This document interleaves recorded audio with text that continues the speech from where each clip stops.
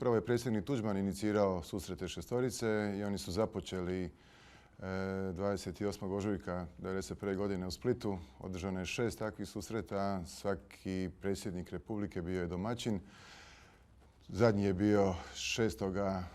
lipnja, a Tuđman je nazočio na svim tim susretima, osim u Beogradu kada je protestirao zbog ponašanja Borisa Jovića, pa je taj susret bojkotirao. Ono što je zanimljivo kad gledamo transkripte s tih sastanaka, vidi se u kojem smjeru ide proces, u kojem smjeru idu procesi u Jugoslaviji. Vidjeli smo na koji način ideje srbijanskog vodstva zastupa Milošević.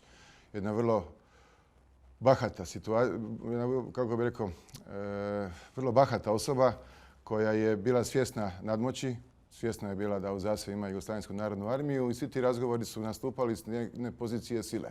Ili će biti kako mi hoćemo, ako nećete mi ćemo to ostvariti svojim putem. U tim razgovorima, a uglavnom su se sukobljavali Milošević i predsjednik Tuđman, i to je zanimljivo napomenuti s obzirom na neke priče u medijima da je Tuđman bio fasciniran pojavom Miloševića i ne znam njegovom retorikom ili ne znam čim sve nije.